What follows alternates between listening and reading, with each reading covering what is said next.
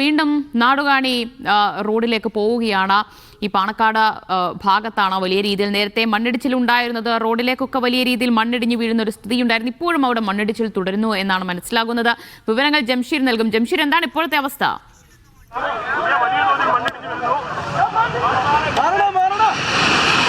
വീണ്ടും വലിയ രീതിയിൽ ആ റോഡിലേക്ക് മണ്ണിടിഞ്ഞു വീണ ആസ്ബറ്റോസ് ഷീറ്റ് ഉൾപ്പെടെ മാറ്റിക്കൊണ്ട് അതെല്ലാം തള്ളിക്കൊണ്ട് ഇപ്പോൾ വലിയ രീതിയിലുള്ള മണ്ണിടിച്ചിൽ ആ റോഡിലേക്ക് ഉണ്ടായിരിക്കുകയാണ്.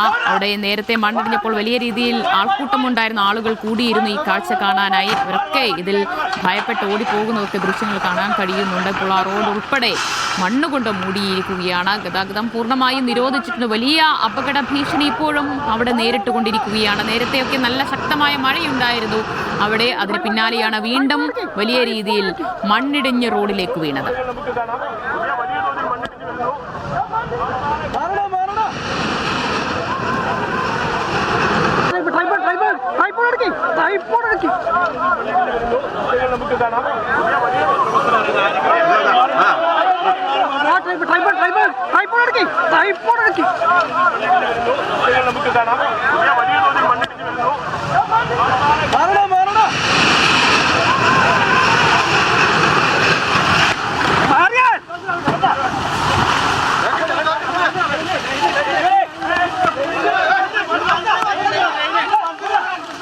ജംഷീർ കൊടിഞ്ഞിരുന്ന് നൽകും. ജംഷീർ, നമ്മളിപ്പോൾ കണ്ട ആ ദൃശ്യം, വലിയ രീതിയിൽ മുകൾ ഭാഗത്ത് നിന്ന് മണ്ണിടിഞ്ഞ് താഴേക്ക് വീഴുന്നത്, അതെപ്പോഴാണ് ഉണ്ടായത്?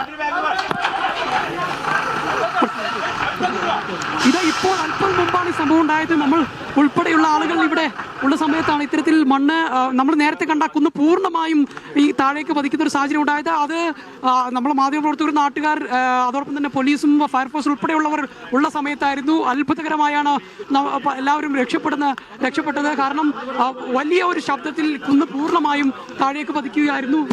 ഇപ്പോൾ കൗൺസിലർ ഇത് ഇവിടെ നിർമ്മാണ പ്രവർത്തനം നടന്നിരുന്നു. നിർമ്മാണ പ്രവർത്തനമല്ല, ഇതേപോലെ പാറ പൊട്ടിക്കുന്ന ഒരു പരിപാടിയുണ്ട്. പലതവണ അവരോട് പറഞ്ഞിട്ട് അവര് അത് നിർത്താൻ തയ്യാറായില്ല. അനുമതി ഉണ്ടെന്ന് പേരും പറഞ്ഞിട്ട് അനധികൃതമായി മണ്ണെടുപ്പായിരുന്നു. കഴിഞ്ഞ സർക്കാരിന്റെ അനുമതി കിട്ടിയതെന്നൊക്കെ പറഞ്ഞിട്ടായിരുന്നു സംഭവം. ഇപ്പോൾ അതൊന്നല്ല പ്രശ്നം. ഈ ഏരിയയിലുള്ള തൊട്ടടുത്ത് അപ്പുറത്ത് കൂടി ഇതേപോലെ തന്നെ മണ്ണിടിഞ്ഞ് പോകുന്നുണ്ട്. ഓപ്പോസിറ്റ് പുഴയുടെ സൈഡിലെല്ലാം തന്നെ വളരെ ഗുരുതരമായ അവസ്ഥയാണുള്ളത്.